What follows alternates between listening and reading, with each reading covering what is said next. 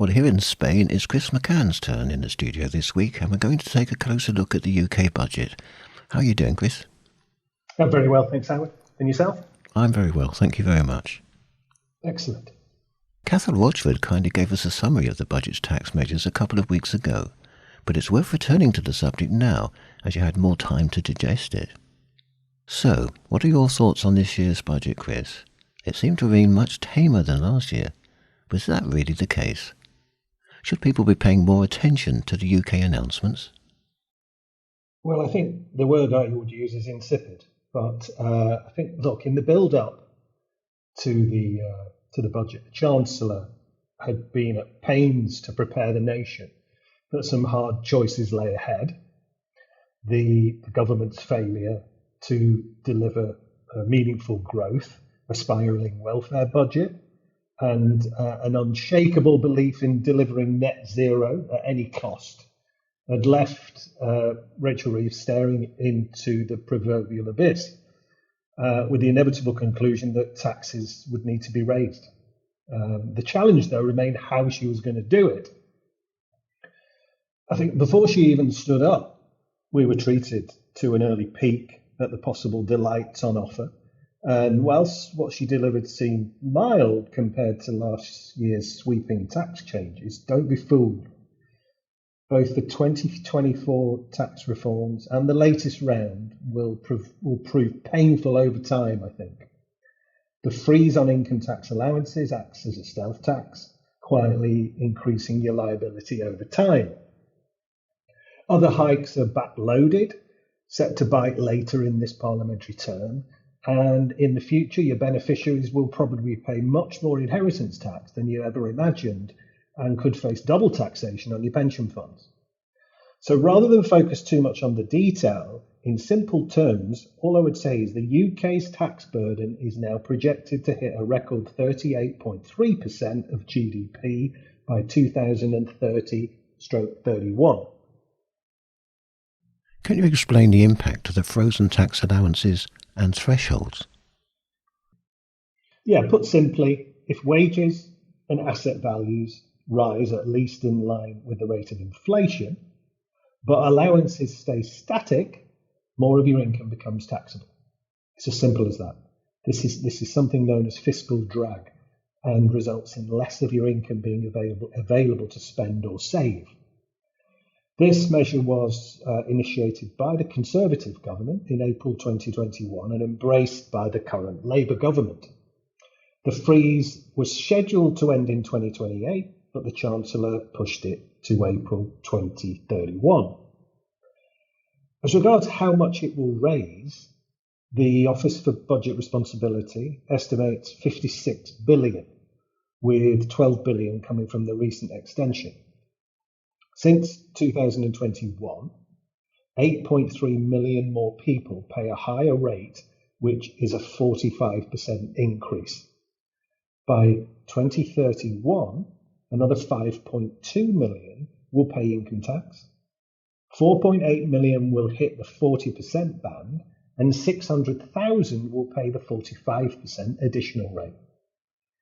High earners will be hardest hit, and according to the FT advisor, someone earning at the higher rate since 2021 will pay £28,000 more than if thresholds had tracked inflation.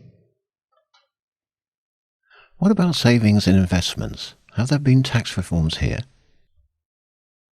Well, Rachel Reeves made it clear that wealthy people and families will pay the most, and tax rates on savings, capital gains, dividends, and property have all risen.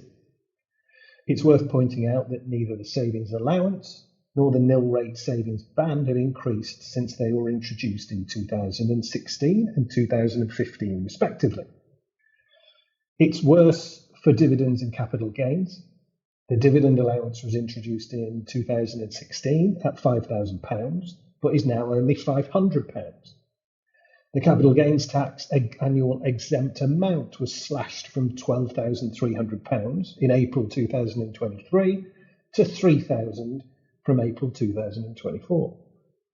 And finally, with the wealth that you've saved that you've put into your pension funds potentially becoming subject to double taxation, your beneficiaries may face both inheritance tax on the fund and income tax on the benefits, which means potentially up to 67% of combined taxes.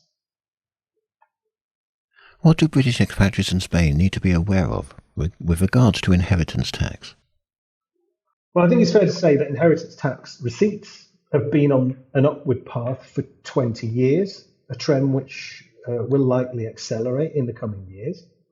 The nil rate band has been frozen at £325,000 since 2009, and this last budget extended this to 2031.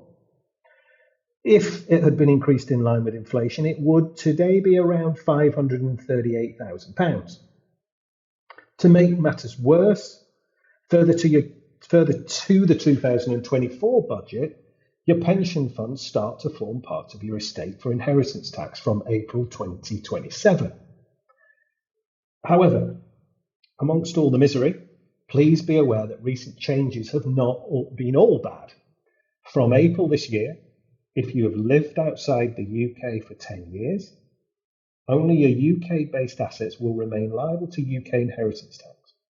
So, what that means, if you can arrange to be outside of the UK for 10 years, and you move your assets outside of the UK, you can potentially reduce your family's UK inheritance tax liability to zero. Finally, Chris, what's your advice to expatriates who hold on to UK property?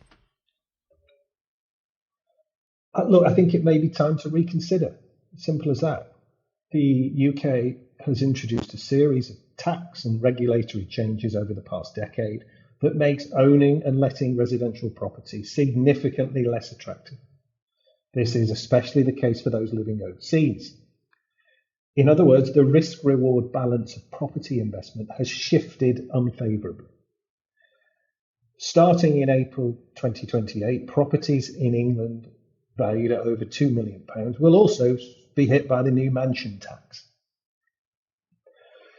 In summary, profit margins are tighter, risks are higher, and administrative workloads heavier. So we are advising our clients that their capital could potentially be invested more effectively and tax efficiently elsewhere.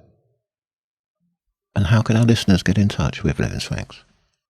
Howard, they can visit our website, as always, blevinsfranks.com, where they will be able to find the contact details of all our local partners.